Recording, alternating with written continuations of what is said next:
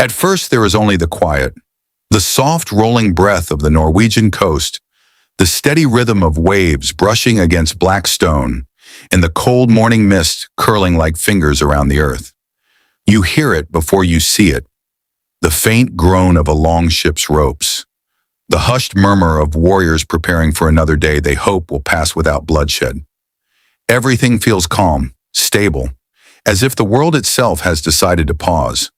But this quiet is an illusion, because somewhere beyond the shoreline, somewhere behind the veneer of peace, a woman is watching. A woman whose life has been carved not by safety, but by betrayal. A woman who learned long ago that stillness is not peace, it is opportunity. Her name is Lagertha, shield-maiden, mother, exile, queen, survivor. And today is the day she outplays them all. But to understand what she did, to understand how a woman who had been cast aside, ambushed, humiliated, and written off by her enemies could rise again, you must first step back into her world, a world governed by rules older than any warrior's oath, a world where loyalty is fragile, fate is negotiable, and power is a game constantly in motion, shifting like sand under the feet of the unprepared. So before the storm, before the betrayal, before the turning point that would mark the moment Lagertha reclaimed her destiny, we must walk with her, calmly, quietly, through the world that shaped her. Chapter 1. A world built on oaths and opportunity. The sagas tell us that Lagertha lived in a society obsessed with balance. Honor for honor, blood for blood, oath for oath. Not because Vikings were savages, but because they believed the world was held together by invisible cords. Duty, alliance, reputation. Break one cord and the whole web trembled. Most people followed these rules because they believed in them. Lagertha followed them because she understood them. To outsiders, Viking power seemed simple. Warriors, ships, raids. But beneath the surface, the system was delicate. Leaders survived not because they were the strongest, but because they understood the choreography. When to stand firm, when to yield, when to strike first, and when to vanish into the shadows and let impatience destroy their enemies for them. This was the world Lagertha was born into, a world where a woman could rise not by permission, but by talent, where a shield was not an ornament, but a contract, where strength was respected, but strategy was feared. Even in the legends, Lagertha does not enter the story quietly. She appears on the battlefield defending her home when it is attacked. She is described not as a frightened girl, but as someone who picks up a spear naturally, as if she had always known she would need one. What the sagas don't say outright, but imply in every line, is that she understood the central truth of her society. Survival belongs not to the strongest, but to the most adaptable. This truth would carry her through betrayal, through exile, through war. And in the moment she outplayed her enemies, it would become her greatest weapon. But for now, in these early days, the world still pretends to be stable. The long houses hum with laughter. Children run along wooden planks warmed by the sun. Warriors sharpen their axes, believing the greatest threats come from the sea, not from the people sitting beside them at the feast. They do not yet understand that danger can wear a familiar face. Lagertha does. Chapter 2. Marriage Power and the Silent Cut of Betrayal. The sagas claim that Ragnar Lodbrok sought Lagertha because her courage outshone that of most men. He fell for her the way warriors fall for legends, abruptly without caution. Their partnership was forged in fire, tested by war, and strengthened by mutual respect. But respect in their world did not protect anyone from ambition. Over time, the seams in their partnership began to fray.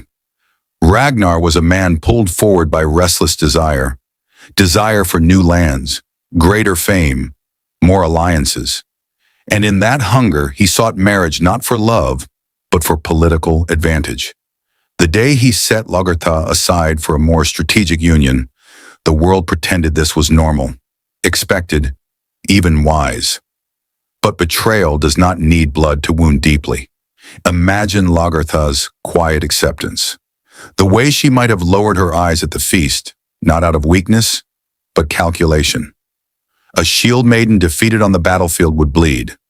A shield maiden defeated in marriage bleeds inwardly, silently cataloging what has been taken and what must someday be reclaimed. She left without protest. But leaving is not surrender. Exile is not defeat. Sometimes stepping away from the fire is the only way to survive the flames.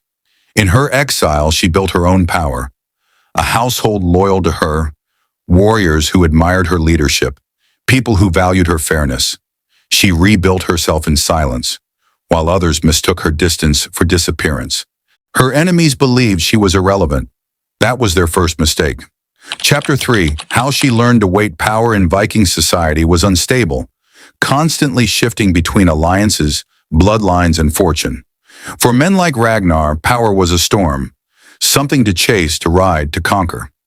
For Lagertha, power was the tide, patient, predictable, inevitable. During her years away from Ragnar, she observed the truth of her world with a clarity few possessed. She learned which families whispered behind closed doors, which jarls held real influence, and which merely borrowed it. She watched the rise and fall of men who believed titles were shields. And she learned the most important truth of all: the most dangerous person is the one with nothing left to lose, and everything left to rebuild. This understanding is what made her truly formidable. Not her spear, not her shield, certainly not her beauty, which some storytellers fixate on, but which the sagas treat almost casually, as if it mattered far less than her mind.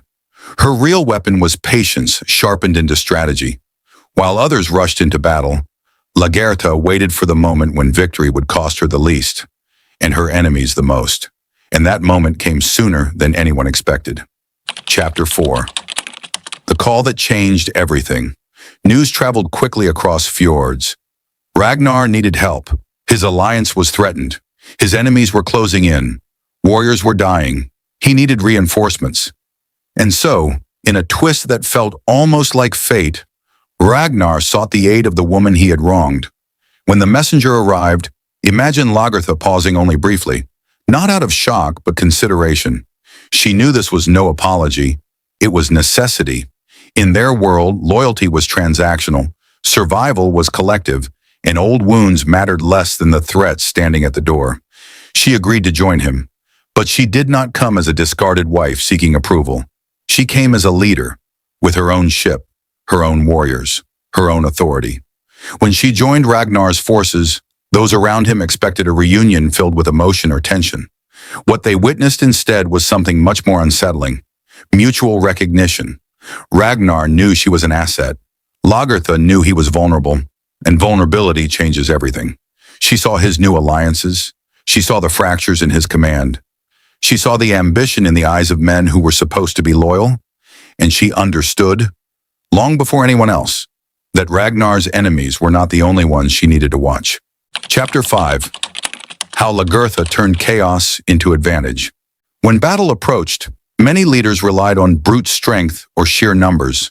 Lagertha relied on reading people, their fears, their pride, their hidden motives. The sagas describe her stepping onto the battlefield in armor that glinted like flame, rallying warriors with quiet confidence. Not boasting, not roaring, simply existing with absolute certainty. Her presence alone changed battles, because warriors fight harder when the person beside them is unshakable. But here's the subtlety most forget. Lagertha never competed with Ragnar. She never tried to overshadow him. She understood that in male-dominated structures, challenging a man's ego directly is the fastest way to unite his allies against you. Instead, she played to the unspoken rules of her world, where honor had its own grammar, and indirect influence often mattered more than direct confrontation. She let Ragnar believe he commanded, and in doing so, she gained the loyalty of the people who actually mattered, the ones who watched silently, taking note of her reliability, her tactical discipline, her refusal to create unnecessary drama. She won by not competing. She gained power by not demanding it. She built her return on a foundation no one could see collapsing beneath their own feet. This was the moment the world changed. This was the moment her enemies, many of whom still believed she was merely a supporting figure, sealed their own fates, because they underestimated the one person they should have feared most. Chapter 6. The Turning Point. when the game stopped being fair. The sagas are vague about this moment, but historians and storytellers agree on its essence. At a critical point in battle, when Ragnar's forces were on the brink of disaster, Lagertha made a choice that shifted the outcome, saved the alliance, and exposed the fragility of the system around them.